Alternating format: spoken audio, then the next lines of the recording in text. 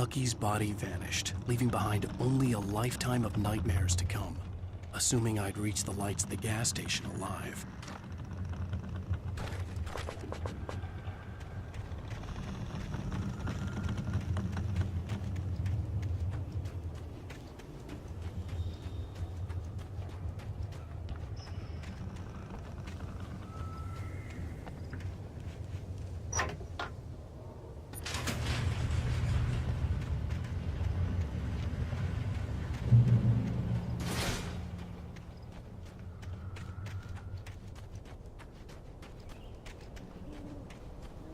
I recognized the parade float I had seen in Bright Falls when I first arrived with Alice.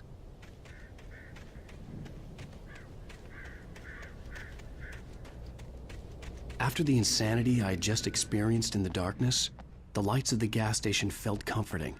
At least for a moment, the sane world reasserted itself.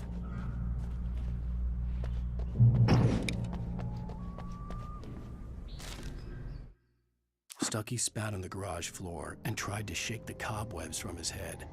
Ever since the couple never showed to pick up the keys, things had been fuzzy. Something, a feeling caught his attention. Stucky looked up and stared as his brain tried in vain to process the horror before him. He stumbled back, knocking over a can of oil. A black pool spread across the floor while he struggled for a brief moment, then let go as the unrelenting darkness engulfed him.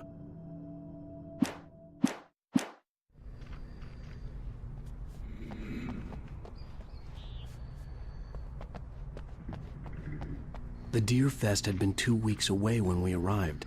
If the day count on the banner was right, I was missing a whole week between the night we got here and now. The garage was a mess. It looked like someone had trashed the place, or that there'd been some kind of fight. All right. I'll keep writing. Outside, there's only darkness. Outside the cabin, outside the story, there's only darkness. I can feel her presence in the dark. Just now, I could smell her perfume in the room. I'll reach her. I'll fix it up. I'll bring her back. The story will come true. If I stop, she's lost. I don't believe this. It'd been me on the TV, talking crazy. Was I losing my mind?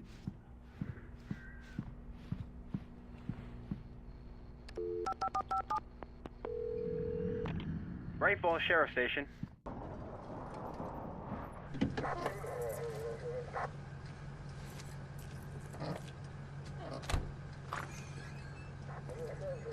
Oh, thank God, Sheriff. Sheriff Sarah Breaker. You are... I'm Alan Wake, but listen. I was in a car crash. My wife, Alice, she's missing. Calm down, Mr. Wake. We were staying in a cabin on the island, on Cauldron Lake. There's no island on Cauldron Lake. Not since the big eruption in the 70s. Please, I can take you there, okay? You look like you've taken a pretty bad knock to the head. Are you okay? Listen. We'll figure this out. Please get in the car. We'll swing by the lake and then we'll go to the station, okay? Mr. Wake, have you seen Stucky, the guy who owns this place? I realized I couldn't tell her what had happened in the forest.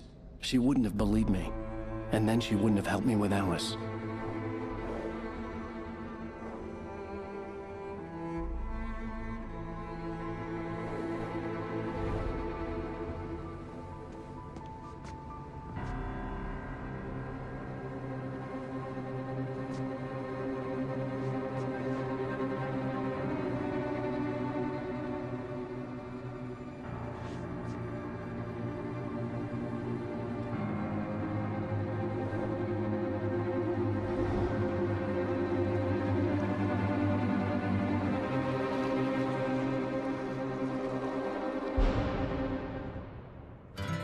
A candy-colored clown they call the Sandman tiptoes to my room every night, and just to sprinkle stardust and to whisper, go to sleep, everything is all right. I close my eyes, then I drift away in. Previously on Alan Wake, I came to Bright Falls with my wife, Alice. Thank you for coming here with me. I thought maybe you could write here. I don't want to hear it. God damn it, Alice. Now, she's missing. Alice? Alice? I woke up behind the wheel of a crashed car. I'm missing a week. I was attacked by shadowy men straight from a nightmare. The sheriff took me to the lake Alice and I had stayed at. But the cabin had disappeared.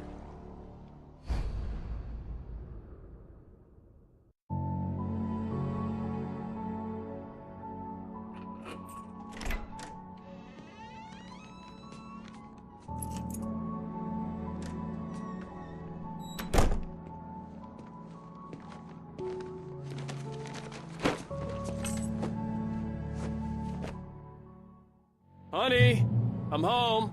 Back here, sweetie. How was it? Worst weather I've ever seen. You should put some coffee on. It'll warm you up. Hey, handsome. This is gonna be a long night, but these shots are turning out great. I guess you're gonna need that coffee then. I'll go put it on.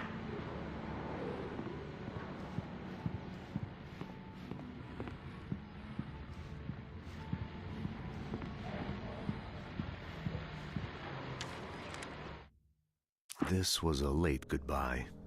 13 years after I'd gotten my revenge, it had finally caught up with me. It had been a long time to bear the pain. My blood painted the snow red. A gruesome slushy dissolved all the scattered painkillers and leisurely dripped down to the sewer, mingling with the bile of the city, becoming one with it. I can see them now. My wife and my baby. Honey, I'm home. It's true what they say about the fall and the sudden stop at the end. I'd lain here in the snow while the lurid chain of scenes that had led me here kept playing in my head. A rerun of my own private snuff movie. A memory of my corpse. Alone at my own wake. Thinking in metaphors again. The femme fatale was gone. Only a sour taste remained of the kiss that killed me.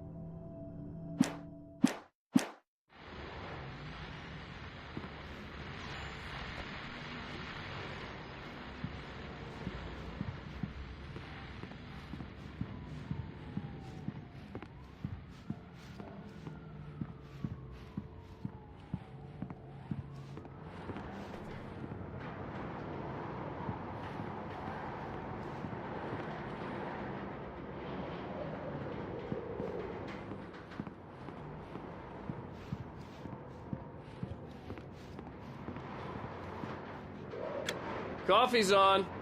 Great, thanks. I'll need it if I'm gonna finish this by tomorrow.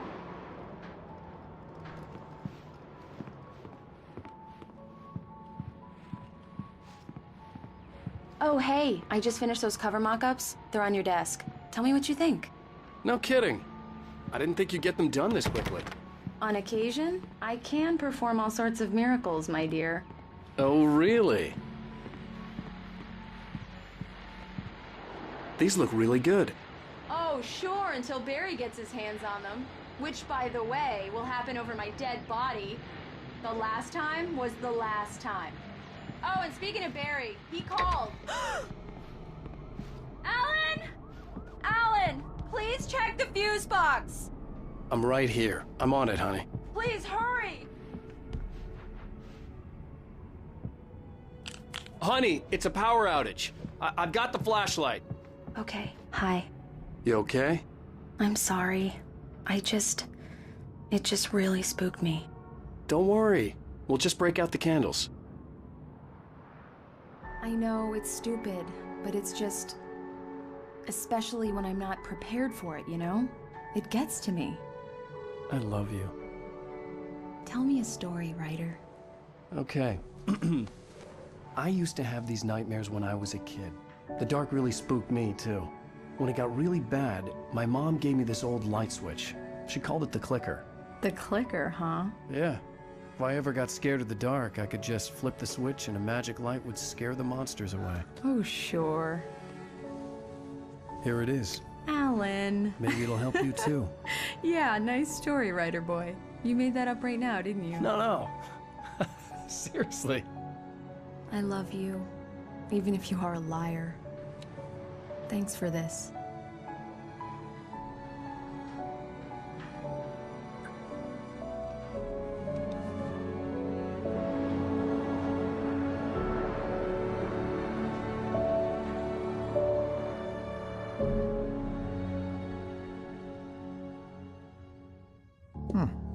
How do you feel, Mr. Wake? Any nausea, disorientation, anything like that?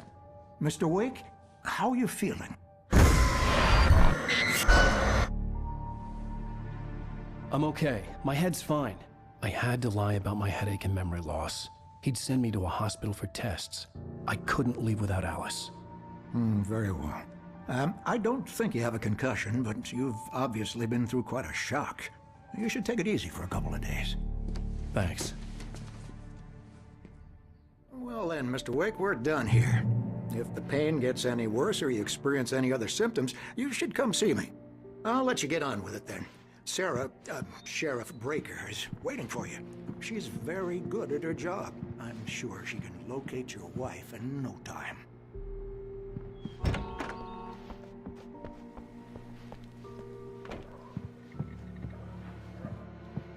Thank you for testing the lights, Miss Weaver. Everything seems to be fine. I don't have the luxury of being complacent, Deputy Grant. Come in, Mr. Wake. Your phone's on the desk. The battery was dead. It's charged now. Have you started looking for my wife yet? My men are already on it. Now, can you tell me what happened? I'm not sure. I can't remember. We were arguing. I walked out of the cabin. The cabin on Cauldron Lake? How did you end up at Stucky's gas station? I wanted to tell her what had happened last night, but I couldn't. She'd locked me up. Excuse me, I need to take this. Hello? Alice, please help me. Alice?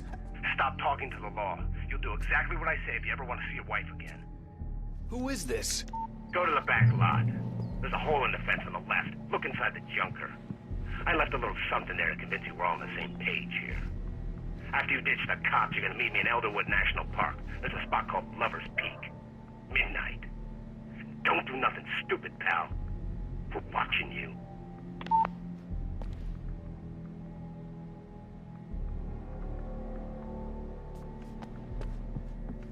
Mr. Wake, can I help you with anything?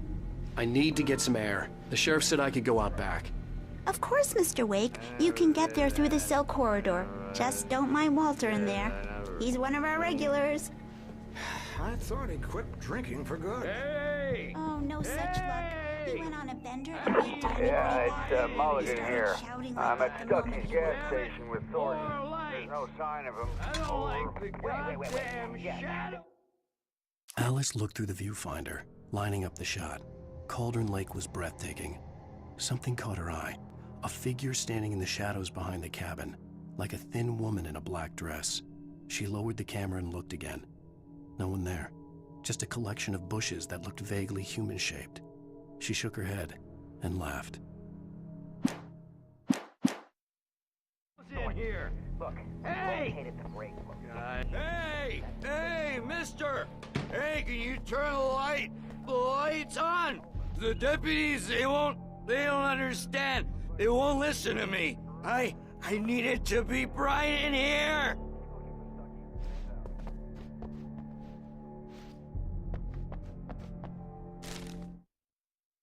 In spite of its human mask, to describe the dark presence as intelligent would have implied human qualities on something decidedly inhuman. Nonetheless, it found the one spot in the diner that was dark enough. Some light spilled into the corridor, ravaging it. But it took the pain. Horrible as it was, the writer would soon fix that. He would be coming to the one place where it still had power.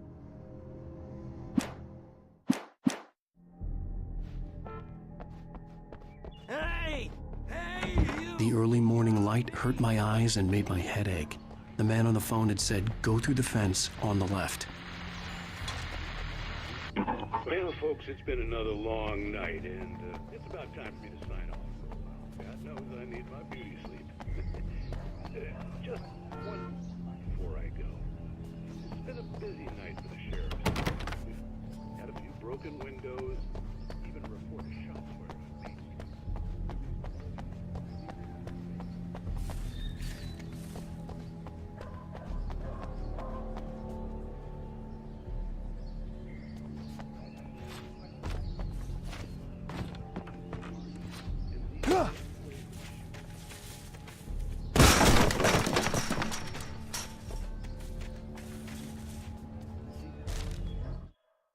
The kidnapper fired his gun one last time, and the shadow vanished into the darkness it had come from. See? Nothing to it, Wake.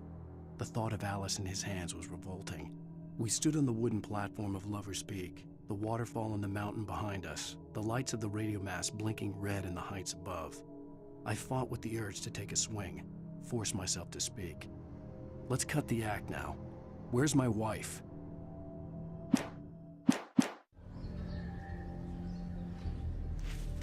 Alice's driver's license had been placed on the front seat. The caller meant business.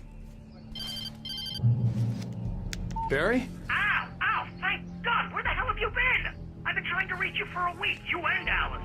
I've been worried sick. I flew out yesterday. I'm here in Bright Falls. Barry, listen to me. I'm at the sheriff's station. Come and get me. I can't talk now. Al, what the hell is going on? I had to get the sheriff to let me go. I needed to get to Elderwood National Park to meet Alice's kidnappers.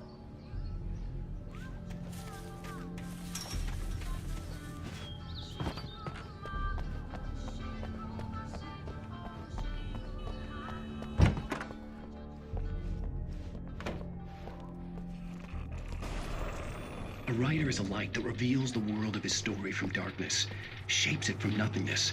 The way a sculptor carves a statue from a block of granite. If I stop, the world I'm making dies. Darkness will reclaim it. It's a long, hard journey into the dark. Alice's life is at stake, but I can't think about that, or I'll lose it.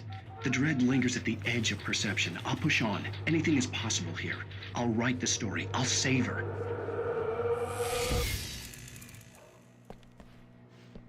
Marvelous, Sarah. I just wanted to settle all the damage the Anderson brothers might have inadvertently caused. Are you feeling any better, Mr. Wake? I'd like to leave. Am I free to go? Well, we still need to talk about... Am I under arrest? No, of course not. But I need to know where you'll be staying so I can get in touch with you. I'd avoid the motel. The Majestic is known for its roaches. The cabins at Elderwood are pretty nice, though. That sounds perfect. I'm Dr. Emil Hartman. I'd like to invite you to stay at Cauldron Lake Lodge. Did you talk to my wife? I had the pleasure of discussing your situation with her on several occasions. Did you set something up with her? I invited her here. My clinic is a place where... Oh! Hey! Oh, my! Take it easy.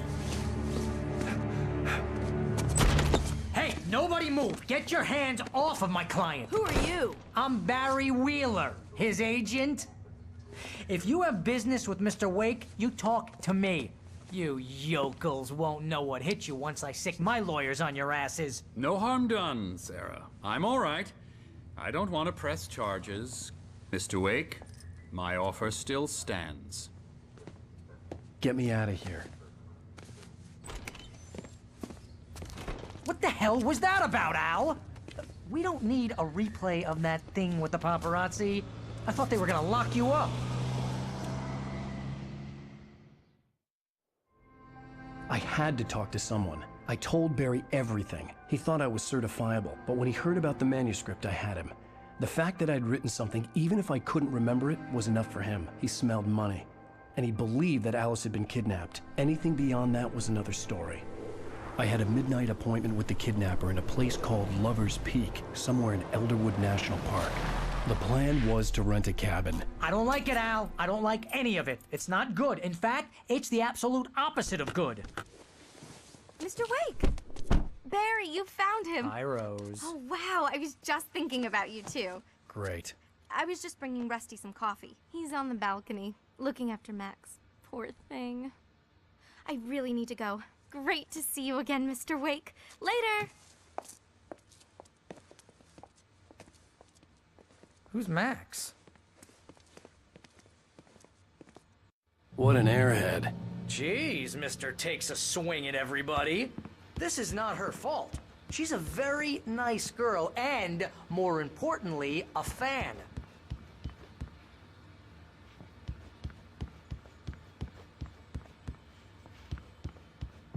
Seriously, Al, what you were saying in the car, just listen to yourself. What, you shot a guy and his body just disappeared? When was the last time you slept? What, are you high? Have you been drinking? No! Look, Barry, I'm missing a week, and someone's got Alice, and everything's just... Do you understand what it sounds like when you say stuff like that?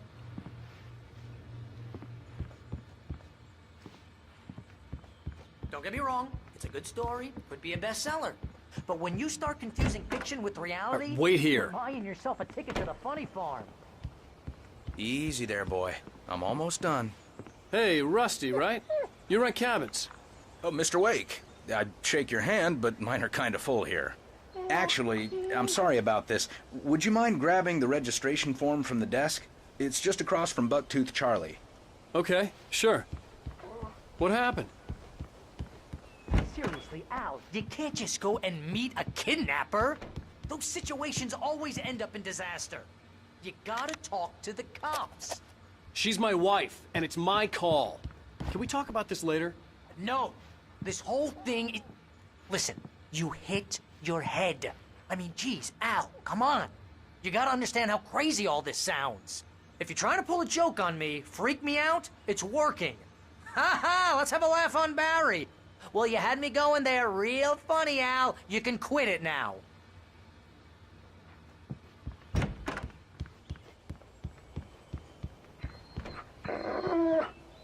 I think this is the form you wanted. And here are the keys. Okay, you're all set, Mr. Wake. Glad to have you stand here. Thanks. Can you tell me how to get to Lover's Peak? Oh, sure. It's at the end of the nature trail. Just follow the paths, you'll get to it eventually. It's an easy walk. Nice spot, too.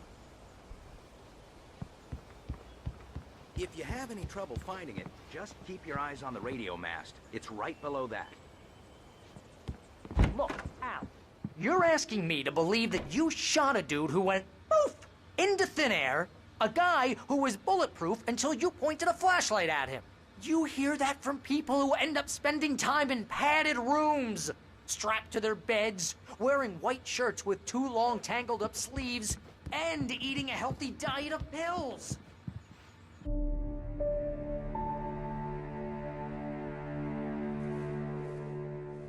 That's just crazy talk, Al.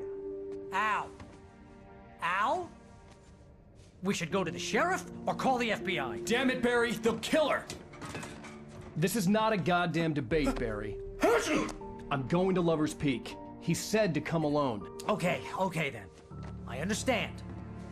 You're my best friend, and I'm worried that you're not right in the head.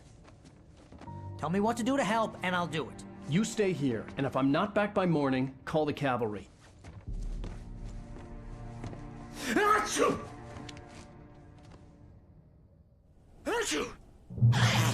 Just be careful with the natives, Al. These yokels are dangerous. Everybody hates a tourist, or it'll be deliverance all over again. Achoo!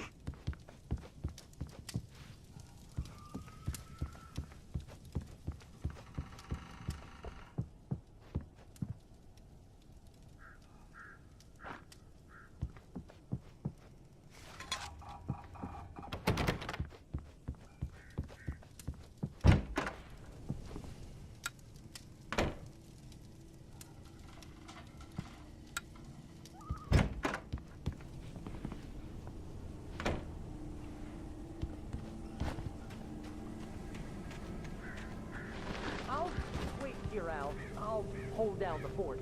I'll be with you in spirit every step of the way, Al. Locking the door now. Barry had never gotten along with Alice, but he knew Alan loved her with an almost frightening intensity. And now something had happened to Alice. And here was Al armed with a gun and saying things people got put in padded cells for. It was as if his friend had experienced a massive psychotic episode and was now totally disconnected from reality. It scared the shit out of Barry.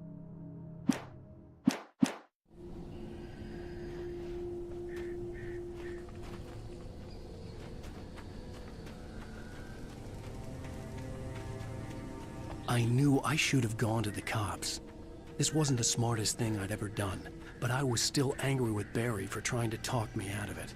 These people had called me right in the sheriff's station. The cops wouldn't scare them. And they had Alice.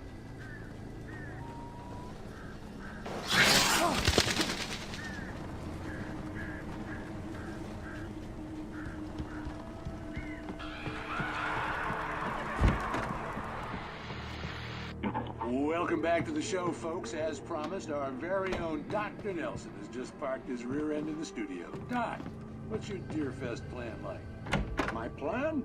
You make it sound a lot more organized than I ever seem to manage. Oh. No plan, really.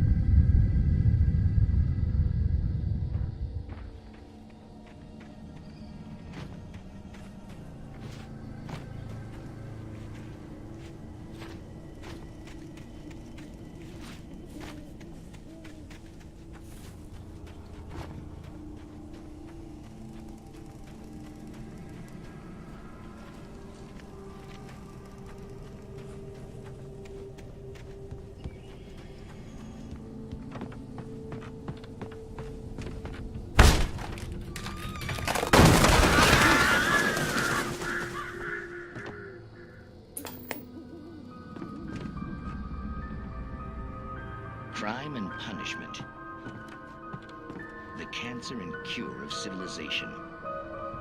But some crimes are impossible to punish, especially in Night Springs. Tonight's episode, The Man in the Mirror.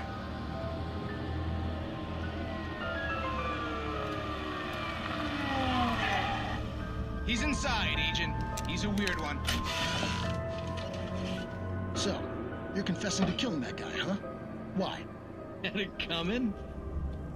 Yeah, but why would you do that? I mean, you're a nice guy. Normal. Took a kid to a soccer game. So how come at the game, you pick a guy and, quoting from the arresting officer's report here, assault the victim's head area repeatedly with the weapon of choice being a pair of bare fists? Wow, that sentence really flows, huh? Maybe you're not the literary type.